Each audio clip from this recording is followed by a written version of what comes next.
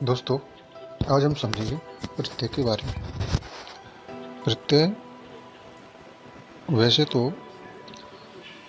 आसान लगता है, लेकिन जब हम इसे किसी शब्द से अलग करते हैं या फिर इसे पहचानने के लिए कहते हैं या फिर ये पूछते हैं कि कौन सा प्रकार है, तब हमें परेशानी का सामना करना पड़ता है।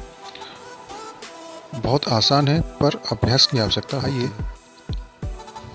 प्रत्यय के बारे में थोड़ा समझ लेते हैं। प्रत्यय दो शब्दों से बना है, प्रति और अय।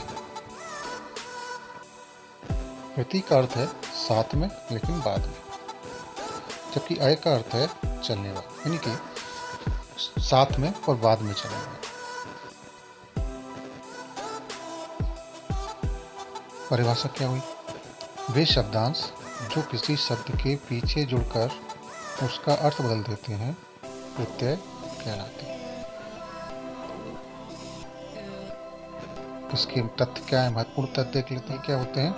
अभिकारी तत्व। इनका स्वतंत्र अस्तित्व नहीं होता, इनका कोई अर्थ नहीं होता, और कभी कभी प्रत्यय लगाने के बाद भी अर्थ में कोई बदलाव नहीं होता। अब इसमें उदाहरण देख लेते हैं। जैसे नाटक में कार प्रत्यय लग गया तो क्या हो गया? नाटककार। और प्रत्यय लग गया तो बन गया शब्द बिकाऊ। समाज में एक प्रत्यय लग गया तो क्या बन गया? शब्द सामान्य।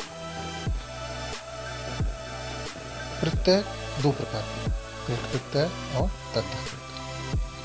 कृत प्रत्यय कौन से होते हैं? वे क्रिया अथवा धातु के अंत में जुड़कर नया शब्द बनाते हैं, कृत प्रत्यय कहलाते हैं। अब ये धातु क्या है? क्रिया में से यदि हम ना जो है शब्दांश को हटा दें तो हमें धातु मिल जाता है। जैसे मान लीजिए लिखा है क्रिया है पढ़ना। अब पढ़ना में से यदि हम ना हटा दें तो क्या बचा? पढ़। तो पढ़ क्या है? धातु। इसी प्रकार से मान लीजिए सब क्रिया है लिखना, इसमें से यदि हम ना हटा दें तो क्या बचा? लिख। तो लिख क्या है? धातु। तो इस प्रकार से वे प्रत्यय जो क्रिया अथवा धातु के अंत में जुड़कर नया शब्द बनाते हैं, कृत प्रत्यय कहलाते हैं।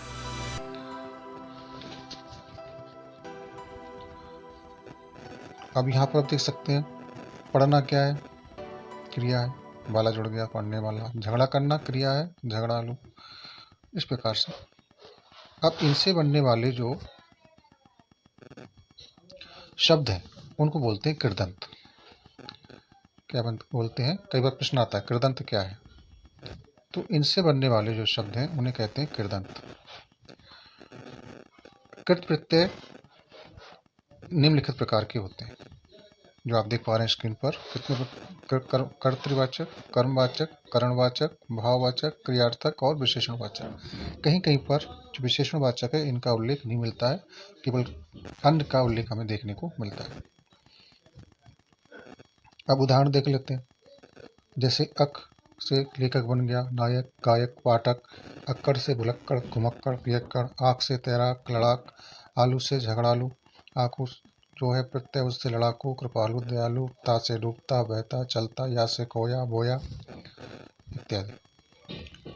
आगे भी देख सकते हैं आप।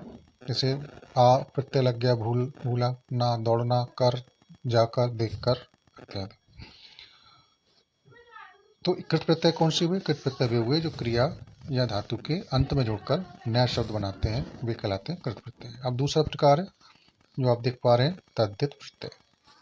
ये तद्धित प्रत्यय क्या है? अभी आपने देखा कि कृत प्रत्यय वे हैं जो क्रिया या धातु के अंत में जोड़ते हैं। अब क्रिया को छोड़कर अब कौन कौन से बच गए?